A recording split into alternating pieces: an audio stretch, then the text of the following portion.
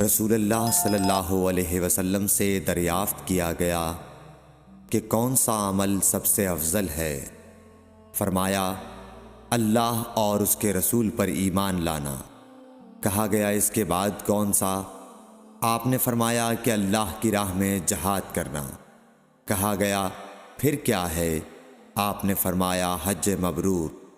صحیح بخاری حدیث نمبر 26۔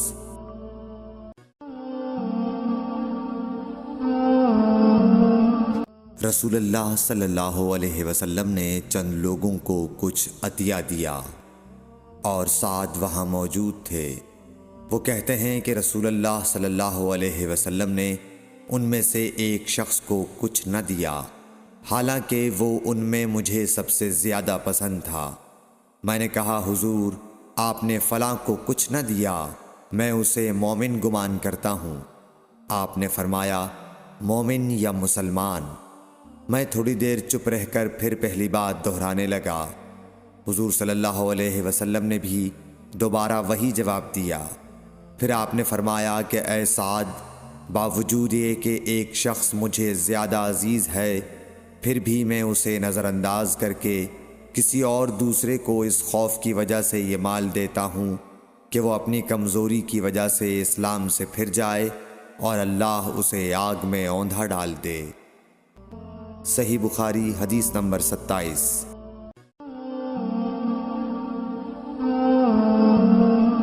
ایک آدمی نے رسول اللہ صلی اللہ علیہ وسلم سے پوچھا کون سا اسلام بہتر ہے؟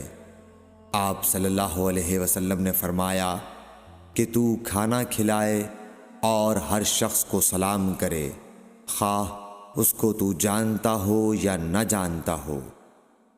صحیح بخاری حدیث نمبر 28۔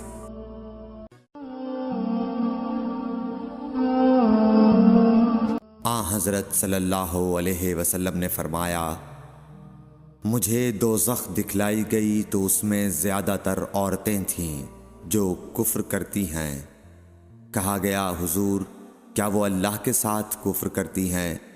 آپ صلی اللہ علیہ وسلم نے فرمایا کہ خاوند کی ناشکری کرتی ہیں اور احسان کی ناشکری کرتی ہیں۔ اگر تم عمر بھر ان میں سے کسی کے ساتھ احسان کرتے رہو، پھر تمہاری طرف سے کبھی کوئی ان کے خیال میں ناگواری کی بات ہو جائے تو فوراً کہہ اٹھے گی کہ میں نے کبھی بھی تجھ سے کوئی بھلائی نہیں دیکھی۔ صحیح بخاری حدیث نمبر 29۔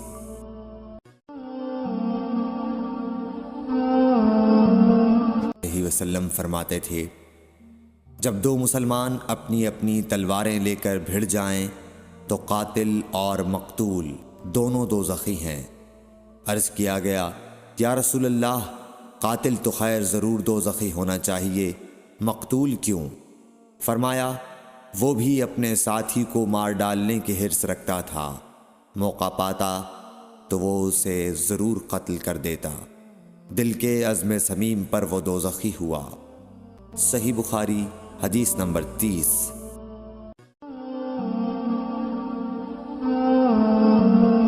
ابو ذر ایک جوڑا پہنے ہوئے تھے اور ان کا غلام بھی جوڑا پہنے ہوئے تھا۔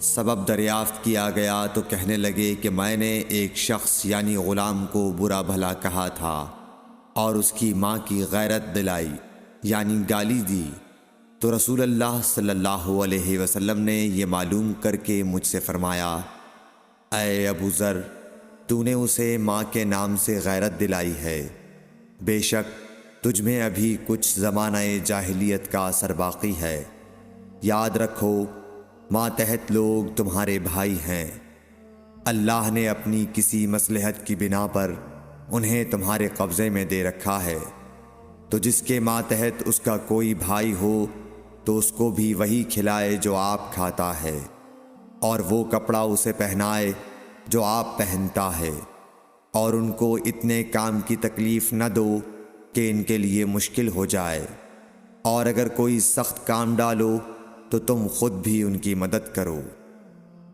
صحیح بخاری حدیث نمبر 31۔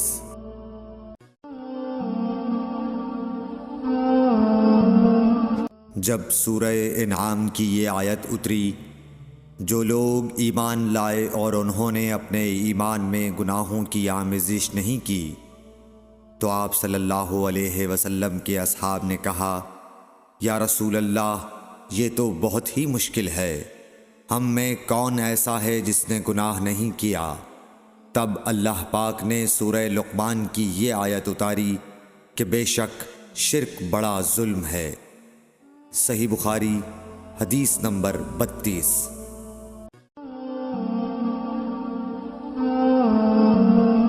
رسول اللہ صلی اللہ علیہ وآلہ وسلم نے فرمایا، منافق کی علامتیں 3 ہیں: جب بات کرے جھوٹ بولے، جب وعدہ کرے اس کے خلاف کرے، اور جب اس کو امین بنایا جائے تو خیانت کرے۔ صحیح بخاری حدیث نمبر 33۔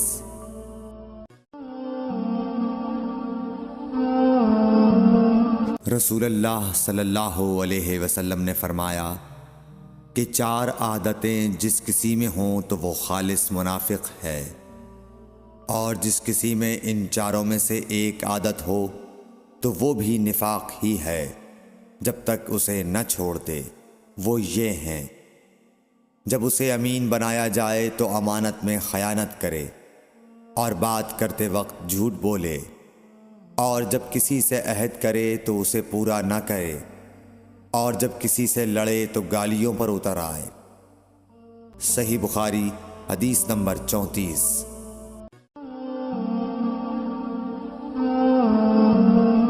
رسول اللہ صلی اللہ علیہ وسلم نے فرمایا، جو شخص شب قدر ایمان کے ساتھ محض ثواب آخرت کے لیے ذکر و عبادت میں گزارے، اس کے گزشتہ گناہ بخش دیے جاتے ہیں۔